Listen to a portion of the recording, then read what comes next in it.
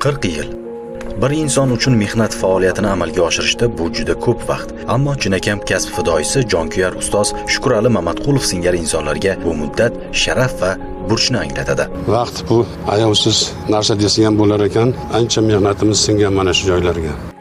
Qahramonimizning yurt oldidagi mehnatlari munosib e'tirof etilgan. Shukrali Mamatqulov ayni kunga qadar mehnat shuhrati ordeni, O'zbekistonda xizmat ko'rsatgan sanoat xodimi kabi yuksak mukofotlar egasi.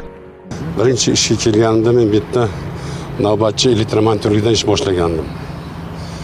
Keyin smena boshlig'i hammasini ishlab chiqdim. Ishlab chiqarish bo'yicha bosh muhandis o'rinbosari bo'lib ishladim. 7 yil bosh muhandis bo'lib ishladim. Oxirida deyarli 2 yil direktor bo'lib ishladim mana shu stansiyada. Ancha xotiralarim qolgan bu yerda. Endi butun umrim mana shu yerda o'tdi desam ham bo'ladi. Stansiyani ko'rib hozir havasim keldi. Qaniydi agar yoshligim qaytib kelsa, yana bir qaytadan ishlasam mana shu yerda. Biz davrimizda ko'plari qo'lda boshqarilardi. Hozir bora aylanib ko'rib chiqdim, endi hammasi kompyuterda boshqarilyapti. Yoshlarimiz, o'zimizning yoshlarimiz, yosh mutaxassislar o'shaning hammasini boshqaryapti. Asosiysi odam halol bo'lib ishlash kerak, halol ishlash kerak. Sirdaryo viloyati Issiqlik elektrostansiyasida bugungi kunda qahramonimiz singari faxriy ustozlar talaygina tashkil etilgan 3 avlod uchrashuvida ularning xizmatlari yana bir bor e'tirof etilib, yosh mutaxassislarga namuna sifatida ko'rsatildi.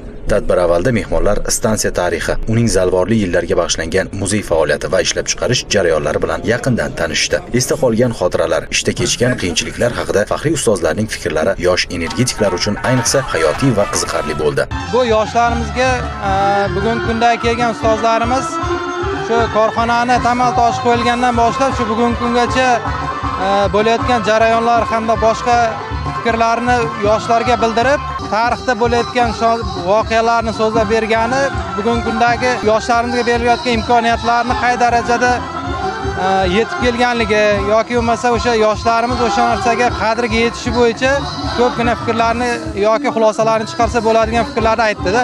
Bugungi uchrashuvimiz biz yoshlarga mahorat vakillarini ko'rib, yana ham mahoratli, o'z ishimizga mas'uliyat bilan yondashishimiz kerakligi haqida chiroyli ibrat bo'lib ko'rilmoqda. Bu uchrashuvdan juda ham mamnunmiz.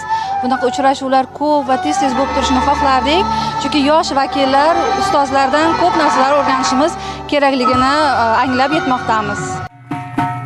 Samimiy va ochiq ruhda o'tgan uchrashuv san'at ahlining chiqishlari bilan yanada fayzli bo'ldi.